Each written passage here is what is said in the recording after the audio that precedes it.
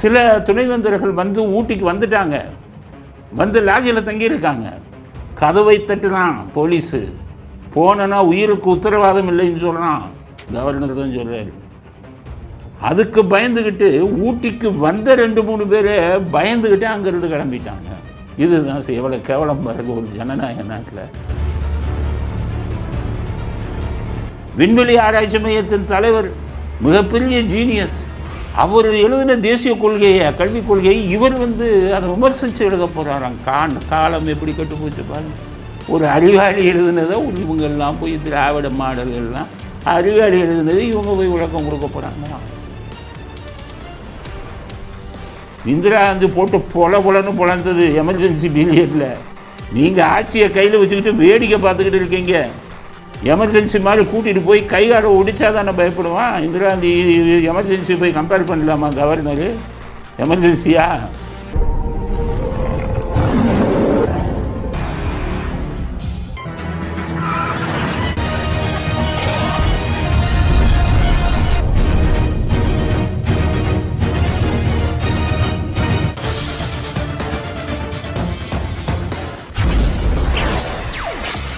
வணக்கம்.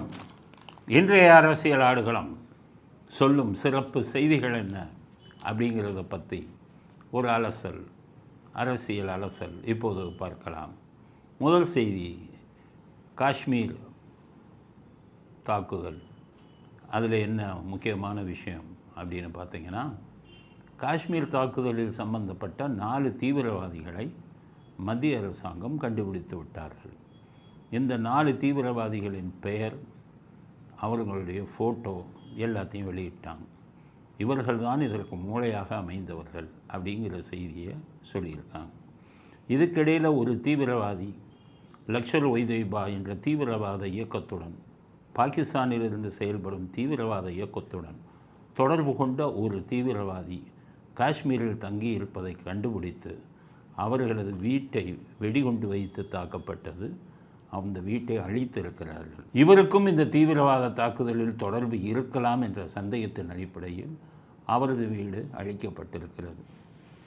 இதுக்கு அடுத்தது பார்த்திங்கன்னா, பாகிஸ்தான் தங்களுக்கும் இந்த தாக்குதலுக்கும் தொடர்பில்லை என்று மறுத்திருக்கிறார்கள்.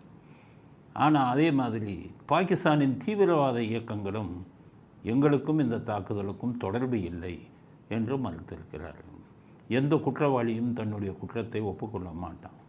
அவன் நான் தாக்கலை அப்படின்னு சொன்னதுனால உடனடியாக அவனின் தாக்குதலில் அவனுக்கு தொடர்பு இல்லைங்கிற முடிவுக்கு வந்துட முடியாது. ஆனால் நம்ம நாட்டில் சில தேச துரோகிகள் இருக்காங்க. அந்த தேச துரோகிகள்லாம் என்ன பண்ணுறான் பாருங்கள், அந்த தீவிரவாத இயக்கங்களே அவன் பண்ணலான்ட்டான், அதனால் இது அவங்களோட வேலை இல்லை, நம்ம மத்திய அரசாங்கமே இதை பண்ணியிருக்காங்க அப்படின்னு ஒரு மனசாட்சி இல்லாத குற்றச்சாட்டை சில பேர் வச்சுக்கிட்டு இருக்காங்க. நீங்கள் யோசிச்சு பாருங்கள், மத்திய அரசாங்கமே தன்னுடைய அப்பாவி மக்களை போய் கொல்லுவானார் ஆர்மியை வச்சு, இதை வச்சு. அதாவது அரசியல் பண்ணுறதுக்கு ஒரு விவசாய வேணாமா? திருமாவளவன் சொல்கிறாரு, இது ஒன்றிய அரசுக்கு எதிரான தாக்குதலுங்கிறார் திருமாவளவன். நாட்டை பற்றி யோசிக்காமல் ஒன்றிய அரசுக்கு எதிரான தாக்குதல். வெக்கமாக இல்லை இந்த மாதிரிலாம் பேசுகிறேன். அடுத்தது என்ன சொல்கிறாரு, பாகிஸ்தான் மேல் படையெடுக்கக்கூடாதுங்கிறாரு திருமாவளவன். இதை விட என்னத்த தேச துரோகம்? பாகிஸ்தான் மேலே படையெடுக்கக்கூடாது. ஏன் படையெடுக்கக்கூடாது? ஆதாரங்கள் இருந்தால் பாகிஸ்தானை தாக்கத்தானே செய்யணும். எப்போதுமே நம் மீது பயம் இருந்தால்தான் அண்டை நாட்டுக்காரன் பயப்படுவான். இவன் எவ்வளோ பண்ணாலும் ஒன்றும் செய்ய மாட்டாங்கிறது தெரிஞ்சதுன்னா பல தொந்தரவுகள் நமக்கு வந்து சேரும். இன்றைக்கி அமெரிக்கா உலகத்திலேயே மிகப்பெரிய சூப்பர் பவராக இருக்கிறதுக்கு காரணம் என்னென்னா, அமெரிக்காவை தொட்டா காலியம். அந்த ஒன்று தான். அமெரிக்கா கிட்ட போகக்கூடாது, மோதக்கூடாதுன்னு பயப்படுறதுக்கு காரணம் என்ன? காலி அழித்து விடுவார்கள். அதுக்காகத்தான் அமெரிக்கா போரே வைப்பாங்க. அமெரிக்காவின் இரட்டை கோபுரத்தை பின்லேடனின் அல்கொய்தா இயக்கம் தாக்கியது. தாக்கி 2 இரட்டை கோபுரமே தகர்க்கப்பட்டது. அமெரிக்கா என்ன நினச்சாங்க? உடனே கண்டுபிடிச்சாங்க இந்த தாக்குதலுக்கு காரணம் அல்கொய்தா இயக்கத்தின் தலைவன் பின்லேடன் தான் என்று. 2001 நடந்தது. குறி வச்சாங்க, நம்மளே வந்து அடிச்சிட்டான், விடவே கூடாதுன்னு குறி வச்சான். ஆப்கானிஸ்தானில் போய் ஒளிந்தார் பின்லேடன். இவங்களுடைய உளவு பிரிவை வச்சு கரெக்டாக பின்லேடன் எங்கே இருக்கிறார் பார்த்துக்கிட்டே இருந்தாங்க. பல வருடங்கள் இப்போ காத்துக்கிட்டு இருந்தாங்க. தன்னுடைய விமான இதை வச்சுக்கிட்டு ஆப்கானிஸ்தானில் இருக்கக்கூடிய குகைகளெல்லாம் தாக்குனாங்க. மிகப்பெரிய விமான தாக்குதல். இப்போ ஆப்கானிஸ்தானத்தில் இருக்கும் அத்தனை குகைகளும் இன்றைக்கி இருக்கான். ஆப்கானிஸ்தான் ஆட்சி பொறுப்பில் இருக்கக்கூடிய தாலிபான்கள்லாம் பின்லேடனுக்கு ஆதரவாக நம்ம அமெரிக்காவை எதிர்த்து விமானங்களை எதிர்த்து தாக்குனாங்க. மிகப்பெரிய தாக்குதலை சமாளிக்க முடியாமல் பின்லேடன் அங்கேருந்து ஓடினார். உன்னை எங்கே வந்தாலும் விட மாட்டேன்னாங்க அவங்க அமெரிக்கா. என்னுடைய நாட்டில் புகுந்து 2 டவரை நீ ஒரு கோபுரத்தை அடித்து இது பண்ணிட்டா உன்னை உயிரோடு விடுவோமா அப்படின்னு கடைசி பாகிஸ்தானில் போய் ஒளிந்தார். பாகிஸ்தான்கிட்ட கேட்டாங்க அமெரிக்கா, பின்லேடன் உன் நாட்டில் தான் ஒளிஞ்சிருக்கான். இல்லவே இல்லைன்னாங்க பாகிஸ்தானில்.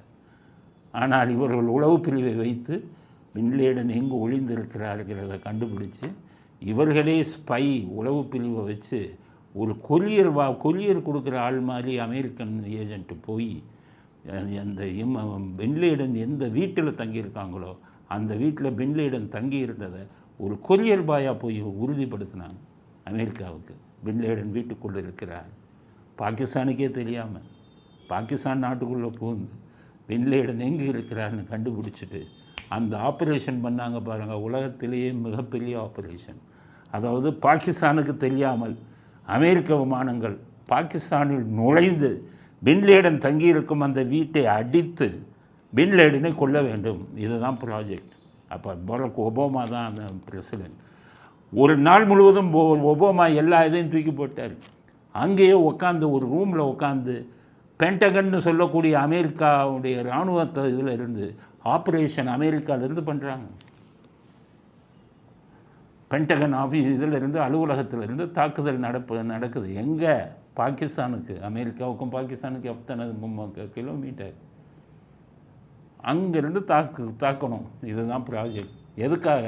நம்மளை தொட்டுட்டான், நம்ம இரட்டை கோபுரத்தை அழிச்சிட்டான், விடவே கூடாதுன்னு அமெரிக்கா. அதுதான் அமெரிக்கன் பிரசிடென்ட்னா எப்படி, அமெரிக்காவுடைய பென்டகன் எப்படி. அதனால தான் இவனுக்கிட்டக்க போக மாட்டேங்கிறான். அவன் என்ன நினச்சாங்க, இவன் பின்லேடன் நம்மளை அடித்தால விட்டால் அடுத்த தீவிரவாத குழுக்கள்லாம் நம்மகிட்ட வந்துடுவான், நம்மளை தாக்கிடுவான். அதுதான் நாடு. அந்த அமெரிக்காவில் எந்த ஒரு சிட்டிசனாவது அன்னைக்கு அமெரிக்கா செய்வது தப்புன்னோ, அமெரிக்காவை திருமாவளவன் சொல்கிற மாதிரி அமெரிக்கா பின்லேடனை அழிக்கக்கூடாதுன்னு ஒருத்தன் குரல் கொடுத்தானா அமெரிக்காவில்? தேசப்பற்று உள்ளவர்கள் அங்கே இருக்கிறவங்க. இங்கே இருக்கிறவன் இந்த நாட்டு சாப்பாடை சாப்பிட்டுட்டு தேசத்துக்கு துரோகம் பண்ணுறவன். அந்த ஆப்ரேஷன் உட்காந்து அப்போ அமெரிக்க ஜனாதிபதி ஒபாமா உட்காந்து அடிக்கிறாங்க. அங்கிருந்து விமானம் வருது, பாகிஸ்தான் அரசாங்கத்துக்கு தெரியாமல் ரேடர்லாம் தப்பிச்சு வருது. கரெக்டாக பின்லேடன் ஒளிஞ்சிருந்த அந்த வீட்டை அடித்து தரமட்டமாக்குறாங்க. பின்லேடன் அங்கேயே கொல்லப்பட்டார். அத்துடன் விடலை. பின்லேடன் பணத்தை பார்த்துட்டு செக் பண்ணிவிட்டு அவர் கிளம்பி வந்தாங்க. இதுதான் ஆப்ரேஷன் நாட்டுக்காக. ஸோ நம்ம இதில் உள்ளே 26 அப்பாவிகளை கொண்டு இருக்கான். எவ்வளவு தைரியம் இருக்கணும், திருப்பி அடிப்போங்கிற பயம் இல்லாதனால தானே. அப்போ மிகப்பெரிய தாக்குதல் பண்ணணும். ஏன் பாகிஸ்தான் அடிக்கணும்னு நான் சொல்கிறேன்னா, லஷ்கர் தொய்பாவுக்கு என்ற தீவிரவாத இயக்கத்திற்கு அங்கே இடம் கொடுக்கலாமா பாகிஸ்தான்? அவர்களுடைய உளவு பிரிவான ஐஎஸ்ஐயை வச்சுக்கிட்டு அவர்களுக்கு பயிற்சி கொடுக்கலாமா? அவர்களுக்கு ஆயுதம் கொடுக்கலாமா? அவர்களுக்கு குண்டு எப்படி உருவாக்குவதுன்னு சொல்லி இந்தியாவில் குண்டு வெடிப்பை தூண்டி விடலாமா? அப்போ பாகிஸ்தானை அடிக்கணும்ல. அதனால தான் சொல்கிறேன், பாகிஸ்தானை பயமுறுத்தணும். இல்லைன்னா பாகிஸ்தான் உள்ளே புகுந்து அன்னைக்கு பராக் ஒபாமா அடித்தார் பாருங்க பின்லேடனுடைய இருப்பிடத்தை, அதை மாதிரி லஷ்கர் தொய்பாவுடைய இருப்பிடத்தை பாகிஸ்தான் உள்ளே போய் அடித்து தரமட்டமாக்கிட்டு வரணும் இந்திய விமானங்கள். அப்போ தான் இந்த மாதிரி தீவிரவாத இயக்கங்கள் பயப்படுவாங்க. பணம் கொடுப்பது லஷ்கர் தொய்பா, லஷ்கர் தொய்பாவுக்கு பணம் கொடுப்பது ஐஎஸ்ஐஎஸ் ஈராக்கில் இருக்காங்க. அவங்கள படிக்க முடியாது. அவங்க எப்போவுமே நம்மகிட்ட நேரடியாக மோத மாட்டாங்க. மற்ற தீவிரவாத குழுக்களை தூண்டி விடுவார்கள். அவர்களுக்கு பணத்தை கொடுப்பாங்க ஐஎஸ்ஐஎஸ். காரணம், ஈராக்குக்கும் நமக்கும் பகை இல்லை. ஐஎஸ்ஐஎஸ் நமக்கு எதிரிகள் இல்லை. ஆனால் தீவிரவாத குழுக்களுக்கெல்லாம் அவர் நண்பர்கள். அப்படித்தான் அந்த லஷ்கர் தொய்பாவை இவங்க பண்ணிக்கிட்டு இருக்காங்க. அதனால் லஷ்கர் தொய்பாவை அடித்து ஒழித்தால்தான் வருங்காலத்தில் இந்தியாவில், குறிப்பாக காஷ்மீரில் கலவரம் என்பது நடக்காது, தீவிரவாத தாக்குதல் என்பது நடக்காது. 1993 பாம்பேயில் மிகப்பெரிய இது வந்தது, தாவூத் இப்ராஹிம் மிகப்பெரிய குண்டுவெடிப்பு 93 நினைக்கிறேன் பாம்பேயில். எத்தனை அப்பாவிங்கள் செத்தாங்க. அந்த தாக்குதலுக்கு காரணமே லஷ்கர்-இ-தொய்பான்னு அப்போது கண்டுபிடிக்கப்பட்டது. இதுவரை 32 வருஷம் ஆச்சு. அப்போவே தாக்குதல் நடத்தியிருந்தோம்னா லஷ்கர்-இ-தொய்பா என்ற இயக்கமே இல்லாமல் பண்ணியிருக்கலாம். ஸோ பல வருடங்களாக 25 வருடங்களாக இந்தியாவில் நடக்கும் அத்தனை குண்டு வெடிப்பிற்கும் அத்தனை தாக்குதலுக்கும் காரணம் லஷ்கர்-இ-தொய்பா தான். முன்னாடி அல்-கொய்தா இருந்தாங்க. பின் லேடன் இறந்ததிலிருந்து அல்-கொய்தா இயக்கம் செயல்படுவதில்லை. அதனால் திருமாவளவன் பேச்செல்லாம் கேட்கக்கூடாது. திருமாவளவன் தேசப்பற்று இல்லைனாலும் தேச துரோகம் பண்ணாதீங்க, பாகிஸ்தானை அடிக்காதீங்கன்னு நீங்கள் சொல்வதை ஏற்றுக்கொள்ள முடியாது. ஓட் பாலிட்டிக்ஸ் பண்ணாதீங்க, நேஷ்னல் பாலிட்டிக்ஸ் பண்ணுங்கள். தேசிய அரசியலை பண்ணுங்கள், ஓட்டு அரசியலை செய்யாதீர்கள். அதனால் ராகுல் காந்தி அறிக்கை விட்டிருக்கார். அனைத்து கட்சி கூட்டம் நடந்திருக்கு. மத்திய அரசாங்கம் எந்த நடவடிக்கை வேண்டுமானாலும் எடுத்துக்கொள்ளலாம், நாங்கள் ஆதரவளிக்க தயாராக இருக்கிறோம். இவரும் சொல்லிட்டார் கார்கே, அகில இந்திய காங்கிரஸ் தலைவர், மத்திய அரசாங்கத்துக்கு முழு ஒத்துழைப்பு. அப்படி தான் நேஷனல், அதாவது தேசிய பிரச்சனை, நாட்டுக்கு ஆபத்து என்று வரும்போது எதிர்க்கட்சி ஆளுங்கட்சிங்கிற பிரிவினை இருக்கக்கூடாது. அந்த பிரிவினை ஒரே மாநிலம் இருந்து கொண்டிருக்கும் ஒரே மாநிலம் தமிழ்நாடு தான். ஆர்டிக்கல் 370 எதிர்க்கும் போது ஸ்டாலின் செய்த துரோகத்தை மறக்க முடியாது. பாகிஸ்தானுக்கு ஆதரவான அறிக்கைகளை விட்டார். இப்போது அவருடைய கூட்டணி கட்சியான திருமாவளவன் இப்படிப்பட்ட முக்கியமான காலகட்டத்தில் மிகப்பெரிய துரோகத்தை செய்து கொண்டிருக்கிறார். பாகிஸ்தானை தாக்கக்கூடாது. மத்திய அரசாங்கத்துக்கு தெரியாதா? எத்தனை ரிப்போர்ட்டை வச்சுருக்காங்க, உளவுத்துறை ரிப்போர்ட்டை.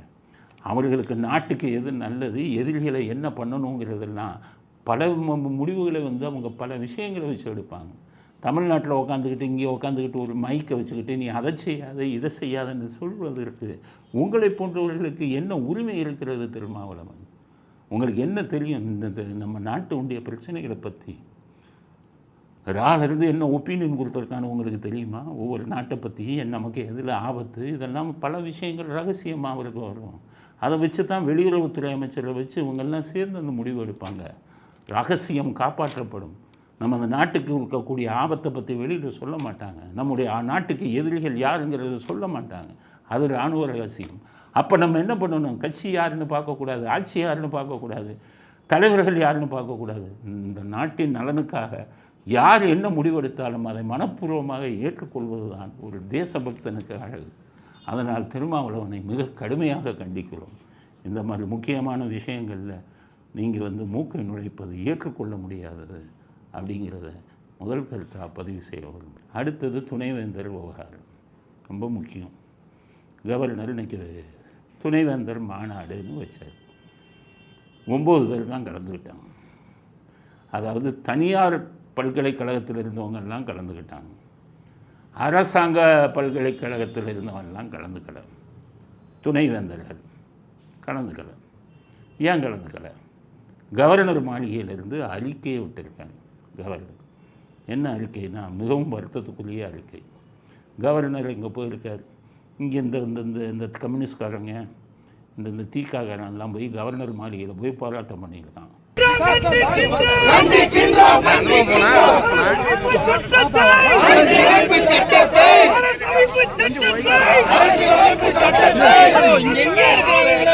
எதுக்கு போராட்டம் பண்ண?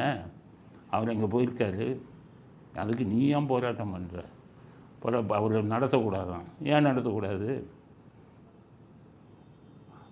அங்கே போய் 9 பேர் தான் வந்தாங்க. கவர்னர் விசாரித்திருக்கிறார். அப்போ என்ன சொல்லியிருக்காங்க? மந்திரியே பயமுறுத்திருக்காங்க. உயர்கல்வித்துறை மந்திரி கோய் செழியனா, கவர்னர் மாளிகை அறிக்கை, உயர்கல்வித்துறை மந்திரியே ஒவ்வொரு துணைவேந்தரையும் கூப்பிட்டு மிரட்டியிருக்காங்க, ஆளே இருக்க மாட்டேன் அப்படின்னு. எவ்வளவு கீழ்த்தரமான அரசியல்! ஒரு கவர்னரை கூப்பிடுறாரு, அதுக்கு வரக்கூடிய அதிகாரிகளை ஒரு துணைவேந்தர்லாம் எவ்வளோ பெரிய போஸ்ட்டு, மந்திரி கூப்பிட்டு மிரட்டுறான், தொலைச்சி போடுவேன், உயிருக்கும் உத்தரவாதம் இல்லைன்னெல்லாம் சொல்லியிருக்காங்க. அதுக்கடுத்தது போலீஸை வச்சு மிரட்டியிருக்காங்க துணைவேந்தர்களை. கவர்னர் மாளிகை அறிக்கையாகவே விட்டிருக்கார் governor மாளிகையிலிருந்து. Unfortunately, in this conference, state universities are not participating. because they have informed me, even in writing, that they have been warned by the state government not to participate.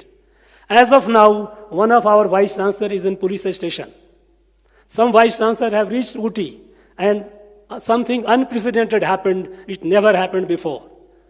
There was a midnight knock at their doors, where the secret police, a special branch of the state, went and told them, if you participate in the conference, you will not be able to go home and meet your family.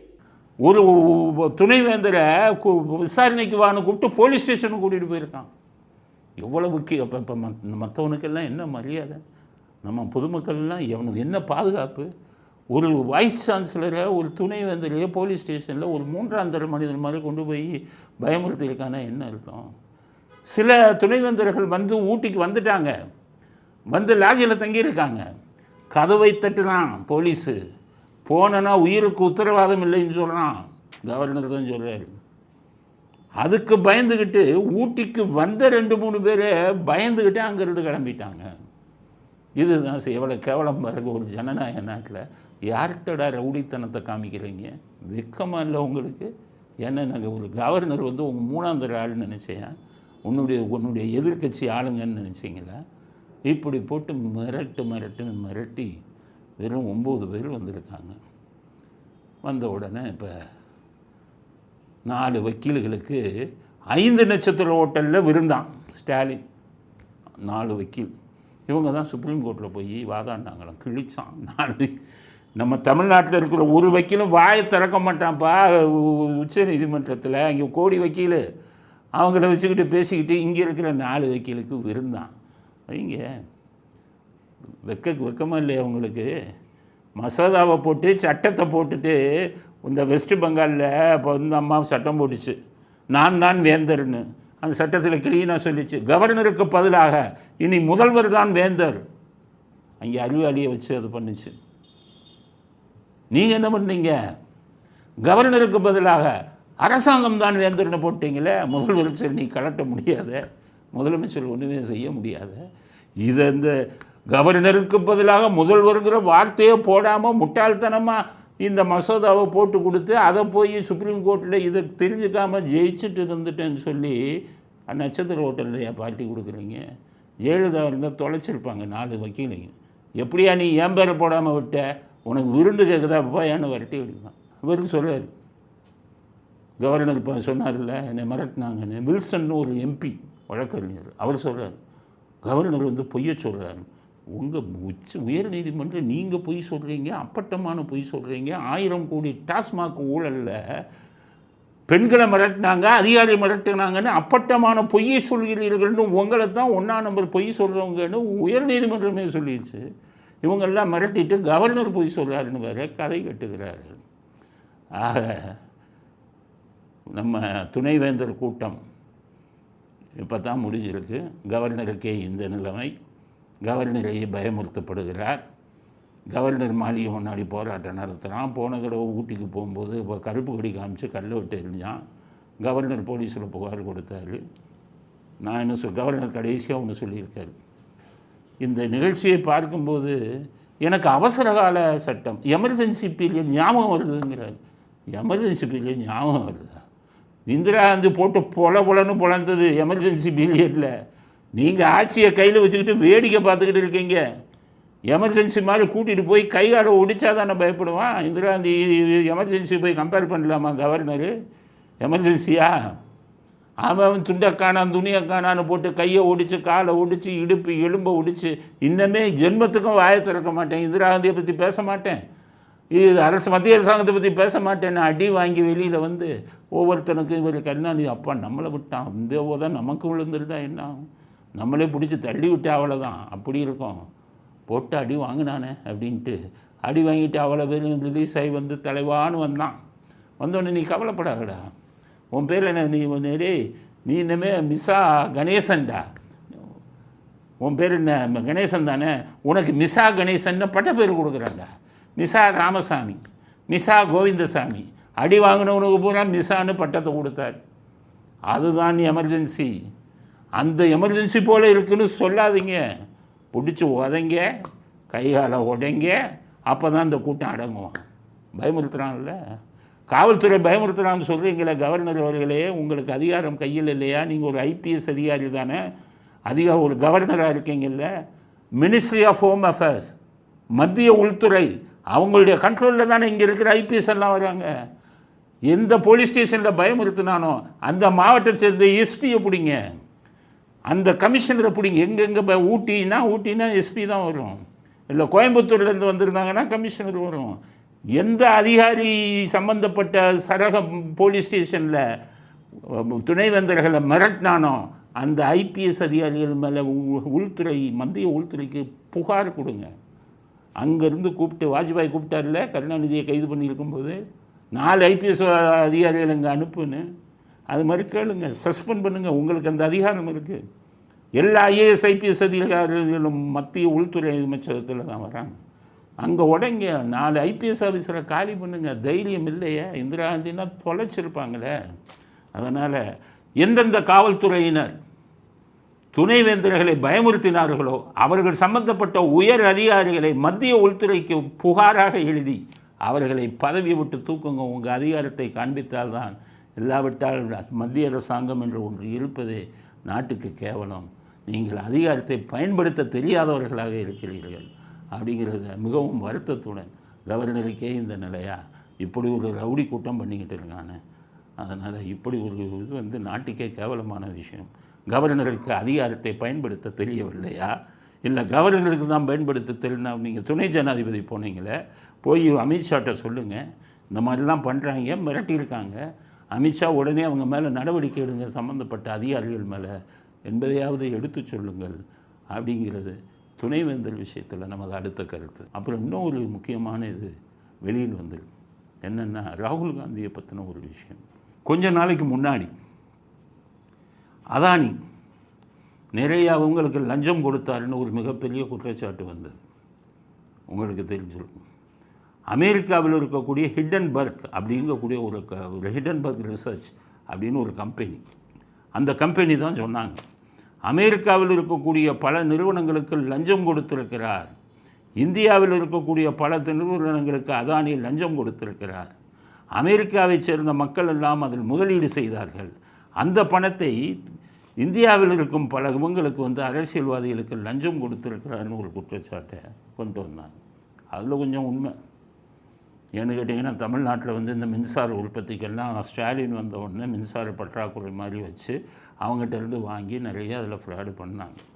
ஆனால் சில விஷயங்களை அவங்க இப்போ Israel Mossad உளவு பிரிவு அதை ரொம்ப தீவிரமாக ரகசியமாக இது பண்ணி விசாரணை நடத்தி அறிக்கை கொடுத்துருக்காங்க. இஸ்ரேல் சொல்கிறான், என்னுடைய மொசாட் பிரிவு உளவு பிரிவு அறிக்கை கொடுத்திருக்கிறார்கள். ராகுல் காந்தி அந்த ஹிண்டன்பர்க் அப்படிங்கிற அமெரிக்க கம்பெனியுடைய கூட்டு சதி செஞ்சு அதானிக்கு எதிராகவும் மோடிக்கு எதிராகவும் இந்த விஷயம் இப்படிப்பட்ட விஷயங்களை சொல்லணும்னு சொல்லி அந்த அமெரிக்கன் கம்பெனியுடைய கூட்டு வச்சுட்டு இந்த விஷயங்களை எல்லாம் வெளியில் சொல்லி இருக்கிறார்கள். இதில் சில உண்மை இருக்கிறது, பல இது பொய். இப்படிப்பட்ட விஷயத்துக்கு துணையாக இருந்திருக்கிறார். அரசியல் காரணங்களுக்காக ராகுல் காந்தி அந்த கம்பெனியை மூடிட்டு போயிட்டான். குற்றச்சாட்டு சொன்ன கம்பெனியை. நமது அரசியல்வாதிகள் எவ்வளோ கீழ்த்தரமாக நடக்கிறான் பாருங்கள். நம்ம எதிரிகளை அழிக்கணும், அரசியல் எதிரிகளை அழிக்கணுங்கிறதுக்காக என்னென்ன விஷயங்களை செய்திருக்கிறார் அப்படிங்கிறது ராகுல் காந்தியின் வேடம் கலைந்திருக்கிறது என்று இஸ்ரேல் தன்னுடைய மொசாடுங்கிறது உலகத்திலேயே மிகப்பெரிய சிஐஏங்கிற அமெரிக்காவுடைய உளவு பிரிவு தான் உலகத்திலேயே பெருசு. ஆனால் அந்த சிஐஏ அடிச்சிருக்காங்க மொசாட், இஸ்ரேலுடைய மொசாட். பல உளவு விஷயங்களை அவர்களை அடித்து கொள்வதற்கு ஆள் இல்லை. பெகாசஸ் சாஃப்ட்வேர் என்ற ஒரு சாஃப்ட்வேரை உருவாக்கி உலகம் முழுவதும் இருக்கக்கூடிய அரசியல் தலைவர்களின் ஃபோனெல்லாம் டேப் பண்ணிட்டான். யாராலையும் கண்டுபிடிக்க முடியல. பெரிய பெரிய டெக்னாலஜி வச்சுருந்தான் உலகத்தில். அத்தனை பேரும், எத்தனை சர்வர், எத்தனை சேட்டிலைட் எல்லாத்தையும் மீறி அடித்து அவன் சாஃப்ட்வேர் போய் அடித்தது இஸ்ரேல் சாஃப்ட்வேர். அப்படிப்பட்ட உளவு பிரிவான இஸ்ரேலின் மொசாடு சொல்லி இருந்தால் அதில் நிச்சயம் உண்மை இருந்திருக்கும். ராகுல் காந்தி அவர்கள் தன்னுடைய அரசியல் எதிரிகளுக்காக ஒரு வெளிநாட்டு கம்பெனியுடன் சேர்ந்து இந்த சதி செயலை செய்தது வன்மையாக கண்டிக்கத்தக்கது. அது வெளியில் வந்திருக்கிறது ஊடகங்களில், வட இந்திய ஊடகங்களில் பெரும்பாலாக அது வந்திருக்கிறது. ஆனால் தமிழ்நாட்டு ஊடகங்கள் எந்த ஊடகமும் இதை பற்றி வாய் திறக்கவில்லை. இதில் ராகுல் காந்தி தேசியத்துக்கு எதிராகவே, தேசத்துக்கு எதிராகவே மிகப்பெரிய சதி செய்திருக்கிறார் என்பதுதான் அடுத்த முக்கியமான செய்தி. அடுத்தது, செந்தில் பாலாஜியின் கெடு நெருங்குகிறது. உச்சநீதிமன்றம் செந்தில் பாலாஜிக்கு கொடுத்த கெடு நெருங்குகிறது. என்ன செய்ய போகிறார் ஸ்டாலின்? திங்கட்கிழமை 2 மணி, மதியம் 2 மணி வரை, 2 மணியோடு கெடு முடிகிறது. 2 மணிக்கு மேலே உச்சநீதிமன்றத்தில் ஆணை பிறப்பிக்க போகிறாங்க. அதாவது செந்தில் பாலாஜியின் பெயில் ரத்தாகிறதா, ஜாமீன் ரத்தாகிறதா? ஜாமீனை ரத்து ஆனாங்கன்னா அடுத்த நிமிஷம் செந்தில் பாலாஜி கைது செய்யப்பட வேண்டும். மந்திரி விட்டு தூக்கணும், இல்லை லாக்கார் இல்லாத மந்திரியை வச்சுட்டு சென்ட்ரல் ஜெயிலில் உள்ளே போடணும். ஸ்டாலின் என்ன செய்ய போகிறார்? சஸ்பென்ஸில் வச்சுருக்காரு ஸ்டாலின்.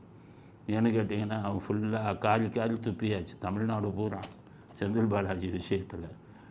எவனை யாராவது ஒரு ஜாமீன் கொடுத்து ஊழல் வழக்கில் சிக்கி அவங்க ஜாமீனில் வந்த உடனே திருப்பி மந்திரி பதவி யாராச்சும் கொடுப்பாங்களா? ஒன்றும் படிக்காதவங்க கூட முதலமைச்சராக இருந்தால் கொடுக்க மாட்டான். ஐயோ, உச்சநீதிமன்றம் போய் இப்போ தான் பெயிலில் விட்டுருக்கான், ஜாமீனில் விட்டுருக்கான், அவனுக்கு போய் மந்திரி பதவி கொடுத்தா பிரச்சனை வரும்பியா அப்படின்னு யோசிப்பாங்க. எவ்வளவு தைரியம் இருந்தால் அவருக்கு போய் மந்திரி பதவி கொடுத்தீங்க? இப்போ ஸ்டாலின் என்ன முடிவெடுத்திருக்காருங்கிறது அரசல் புரசலாக செய்தி வருது.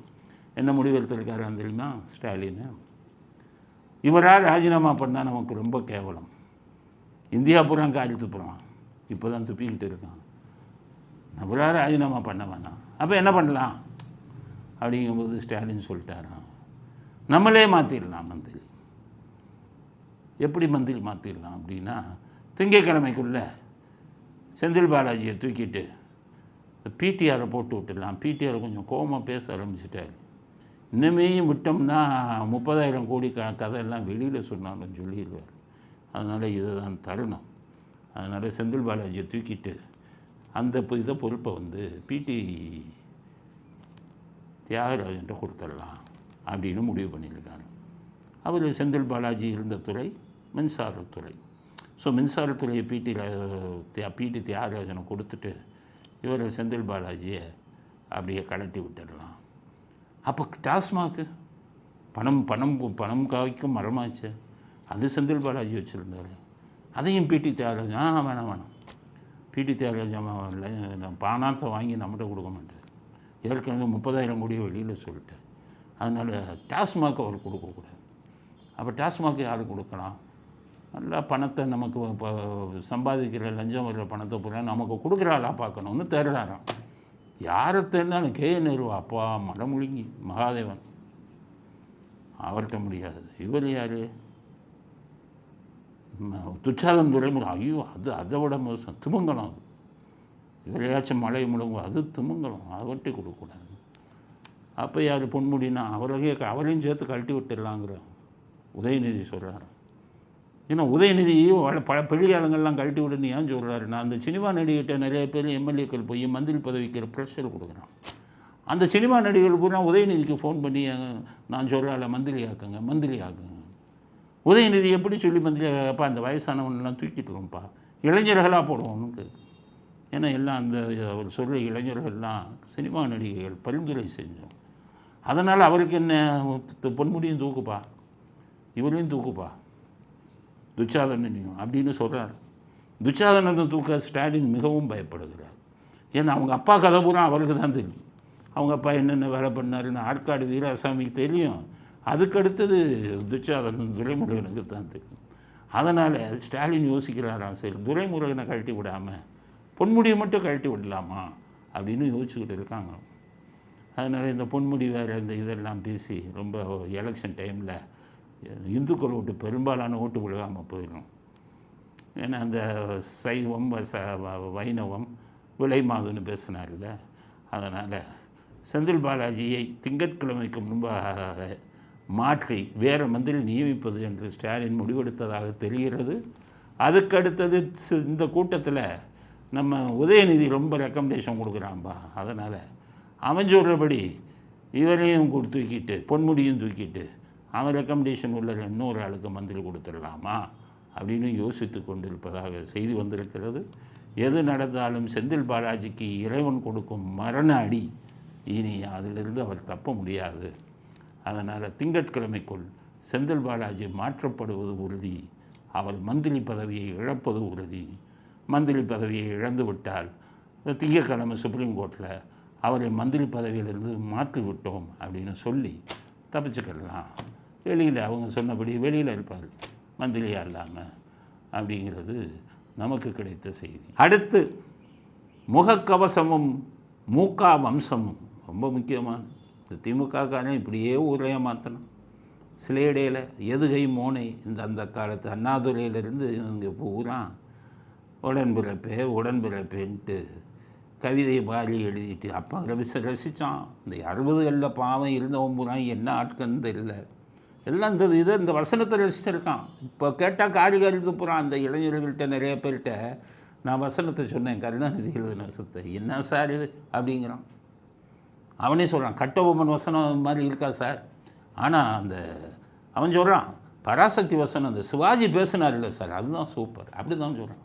கருணாநிதியின் வசனம் சூப்பர்னு இந்த காலத்து இளைஞனை ஒன்றும் சொல்ல மாட்டேங்கிறான். கட்டபொம்மனில் சிவாஜி பேச அது சக்தி கிருஷ்ணசாமிப்பா, நான் சொன்னேன் அதுக்கும் கருணாநிதிக்கும் சம்மந்தம் இல்லை. அதனால் கருணாநிதியால் வசனம் பேர் போனது. ஆனால் அந்த காலத்திலேருந்து எதுகை மோனையில் பேசுனா இப்போ இவங்களும் எதுகை மோனை ஆரம்பிச்சிட்டாங்க. கவிதையை எழுத தெரியாது. முகக்கவசமும் மூகா வம்சமும் தான் நம் மக்களை காப்பாற்றியதுன்னு இந்த அன்பில் மகேஷ் சட்டசபையில் பேசுகிறார். அன்றைக்கு முகக்கவசமும் மூகா வம்சம் தான் நம்ம உயிரை காப்பாற்றுச்சு என்று பொதுமக்கள் சொல்கிற அளவுக்கு அதை செய்து காட்டியவர். முகக்கவசமும் மூகா வம்சமும் தமிழ்நாட்டு அப்படியே ஸ்டாலின் அவருக்கு இந்த அன்பில் மகேஷ் பேசினாலே ரொம்ப குஷியாயிரு. அன்பில் மகேஷ் எழுந்தாலே அப்படி பார்க்குறாரு பெருமையாக, என்னன்னு தெரியல, அப்படி ஒரு ரசிக்கிறார். முகக்கவசமும் மூகா வம்சமும். முகக்கவசம் எப்போ போட்டோம்? கொரோனாவில் போட்டோம். அந்த முகக்கவசத்தும் மூகா வம்சமும் ஸ்டாலினுடைய வம்சமும் சேர்ந்து தான் தமிழ்நாட்டை காப்பாற்றிச்சான். கொரோனா எப்போ வந்தது? 2020 மார்ச் மாதம் 24ஆம் தேதின்னு நினைக்கிறேன். அப்போ தான் வந்தது. அப்போ யார் ஆட்சியில் இருந்தா? அதிமுக இருந்தது. எடப்பாடி முதலமைச்சராக இருந்தார். அப்போ முகக்கவசம் கொடுத்து எல்லாத்தையுமே காப்பாற்றினது யார்?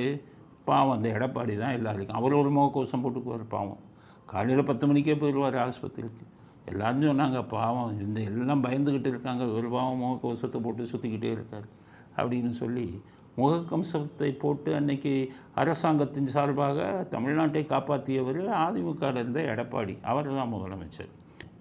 அதனால் முகக்கவசத்தை கொடுத்து காப்பாற்றினது மூகா வம்சம் இல்லை மிஸ்டர் அன்பில் போய் இவர் சொல்கிறேன் அன்பில் மகேஷ் என்னமோ அவரை தூக்கி பிடிக்கணுங்கிறதுக்காக பேசுவீங்க. அதுக்கு அவர் ரொம்ப ரசிக்கிறார். முகக்கவசம் மூகா கவசம் நம்மளை சொல்லிட்டாங்களே அப்படின்னு. அடுத்து இவர் ஒரு புத்தகம் எழுத போகிறாங்க.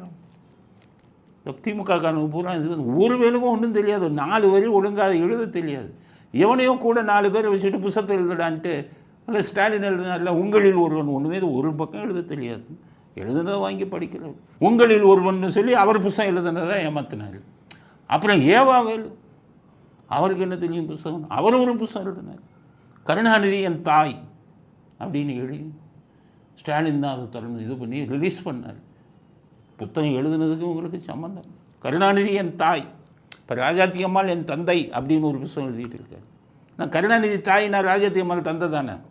என்னடா ஆம்பளைக்கு போய் பொம்பளைக்கு போய் தந்தைங்கிறீங்கன்னா அவர் தான் அப்படி ஆம்பளைக்கு போய் தாயின்னு எழுதினார், கருணாநிதி என் தாயின்னு.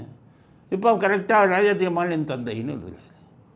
அடுத்து இன்னும் வச்சுருக்கார் தயாளு அம்மாள், அவருக்கு என்ன பேர் வைக்க போகிறாருன்னு தெரியல. இப்படி ஊரை ஏமாற்றிக்கிட்டு இந்த ஸ்டாலினை ஏமாத்துறதுக்காக அப்படியே பேசிட்டு அடுத்து புத்தகம் எழுதுறது பற்றி இல்லை, எதை பற்றி எழுத போகிறாரு இந்த அன்பில் மகேஷ்? தேசிய கல்விக் கொள்கையை பற்றி எழுத போகிறாராம். 4 வரி படித்ததில்லை இந்த தேசிய கல்விக் கொள்கை. தேசிய கல்விக் கொள்கையை எழுதுனது இவர் கஸ்தூரி ரங்கன். அவர் பாவம் சேர்மன், விண்வெளி ஆராய்ச்சி மையத்தின் தலைவர், மிகப்பெரிய ஜீனியஸ். அவர் எழுதின தேசிய கொள்கையை கல்விக் கொள்கையை இவர் அதை விமர்சித்து எழுத போகிறாராம். காலம் எப்படி கட்டு போச்சு பாருங்க. ஒரு அறிவாளி எழுதுனதை இவங்கெல்லாம் போய் திராவிட மாடல்கள்லாம் அறிவாளி எழுதுனது இவங்க போய் விளக்கம் கொடுக்க போகிறாங்களாம். அதுக்கும் ஒரு இது உடனே பார்த்துக்கிட்டே இருந்தால் அவர் முகத்தை தான் காமிக்கிறாங்க. ஸ்டாலின் அப்படியே குஷியாகிறார். அன்பு மகேஷ் பேசும்போதெல்லாம் அப்படியே குஷி ஆகிறார். ஆகிட்டு என்ன பண்ணார், அங்கேயே ஒரு பேப்பர் குடியானார். தம்பி கடிதம் எழுதுகிறார் சட்டசபைக்குள்ளேயே, கொரியெல்லாம் போட வேண்டிய அவசியம் இல்லை, அந்த ஸ்பீட் போஸ்ட்லாம் அவர் போடல, அங்கேயே எழுதுகிறார். தம்பி உன்னோட பேச்சின் மூலம் நீ என்ன மட்டும் அசத்தலை, இங்கே இருக்கிற அத்தனை பேரையும் அசத்தி விட்டாய் அப்படின்னு பாராட்டி எழுதி அன்புடன் மு.க. ஸ்டாலின் அப்படின்னு எழுதி அந்த பேப்பரை அங்கேயே கொடுத்து பையன்கிட்ட கொடுன்ட்டார். அவருக்கு ரொம்பவே குஷி. அந்த கடிதத்தை எடுத்துகிட்டு இன்டர்நெட்டு பூரா போட்டு விட்டார். ஸ்டாலின் எழுதி அவர் என்ன பேசினாலும் ஸ்டாலின் பாராட்டிடுவார். அதனால் முகக்கவசமும் மூக்க வம்சமும் ஸ்டாலின் ரொம்ப கவர்ந்துருச்சு. அவர் புஸ்தகம் எழுத போகிறாருங்கிறது நமக்கு தான் காரியத்துப்புறம். ஆனால் ஸ்டாலின் நம்ம அதுவும் தேசிய கல்விக் கொள்கையை பற்றி எழுதுகிறாங்க. ரொம்ப ஜீனியஸ். இப்படி கூத்தரிச்சுக்கிட்டு இருக்காங்க இந்த சட்டசபையில். எல்லாம் அங்கே இருக்கிறவன்லாம் கைதட்டிக்கிட்டு இருக்கான். அங்கே சில பேர் தூங்குறான், மற்றவன்லாம் கைதட்டுறான். இந்த அப்பாவை மட்டும் கோமாளி மட்டும் அப்படியே தலையாட்டிக்கிட்டு அவர் இது மாதிரி இல்லை, சபாநாயகர் மாதிரி இல்லை. அவரே அங்கே எல்லா விஷயத்தையும் மந்திரி சொல்கிற பதிலாம் அவர் சொல்லிடுறார். ஒருவர் சொன்னார் அதிமுக மேலே, மந்திரி சொல்கிற பதிலாக நீ ஏன் சொல்கிற, நீ சபாநாயகர் தான் நாங்கள் கொடுக்குற மாதிரி கேட்டார். அதையும் கேட்டுட்டு அது ஒரு கோமாளி. இப்படி கோமாளித்தனமாக நடந்து கொண்டிருக்கிறது முகக்கவசமும் மூக்க வம்சமும் அப்படிங்கிறது. அதனால் இந்த செய்தியையும் உங்களிடம் பகிர்ந்து கொள்ள விரும்புகிறோம். இத்துடன் இன்றைய அரசியல் ஆடுகளம் நிறைவு பெறுகிறது. மீண்டும் நாளை புதிய செய்திகளுடன் உங்களை சந்திக்கிறோம். நன்றி, வணக்கம், ஜெயன்.